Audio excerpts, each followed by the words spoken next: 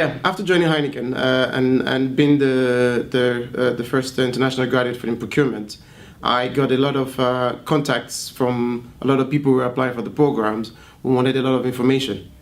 And I think one of the first things I always told them is, be interested. If you want it, then just apply for it. Don't be too carried away by the requirement of having to speak 3 languages, have a master's degree, work outside of your home, but just apply and go through the processes dedicatedly, and you never know.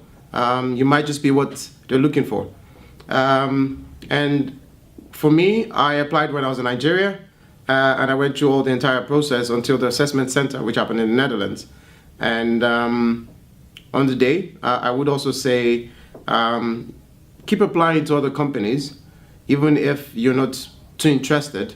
Just keep applying, because you also learn how to behave, you get feedback from any of this interview process, and then you get used to it, and it becomes easier for you, and it becomes part of you, and it's easier for you to really go through the real one that you like.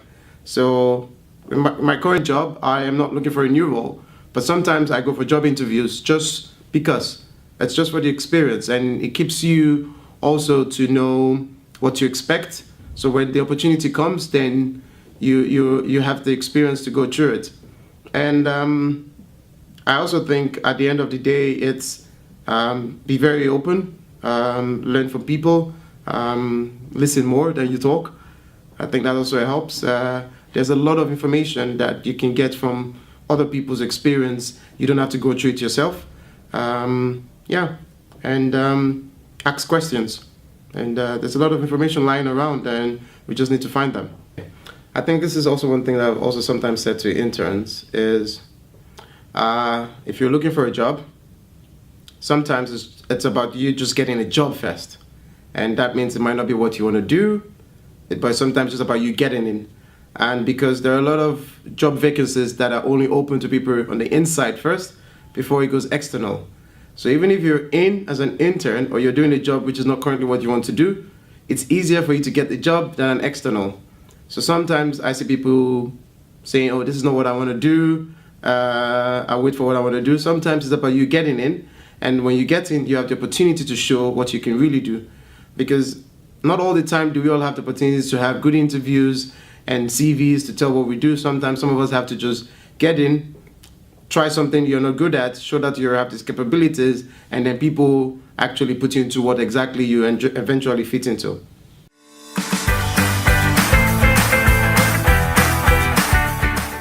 What I'll first say is, when it comes to negotiation, you get experience with time. Of course, you can get experience by you practicing, by having real negotiations, or what I also do is I join some of my colleagues in their negotiation process. So I watch them, and then I sit in their negotiation meeting rooms, not to add or whatever, but just to see how the process goes. And it's also so much about studying. You need to do a lot of background work.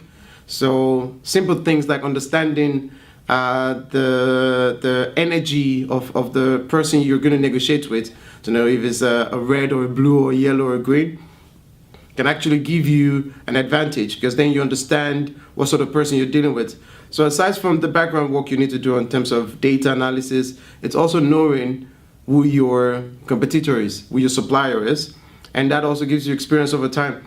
And yes, sometimes when you do negotiate, it's not always about you winning.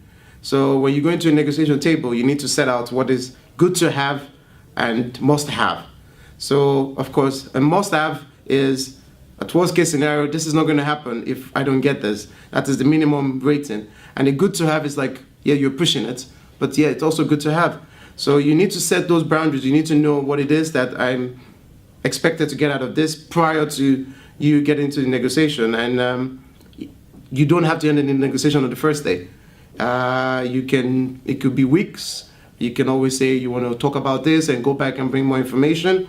And sometimes also, it's not always about price, because many times people think it's always cheaper than you've won. No, there's what I call a holistic cost of things. So if it involves you having to change supplier, there's an admin cost. If it requires you to change devices or materials, then so you have to look at the negotiation as an holistic view and not just price. And yeah, basically, it's good to know also market information about your supplier's capability, what competition is doing, so you have a visibility of what to expect.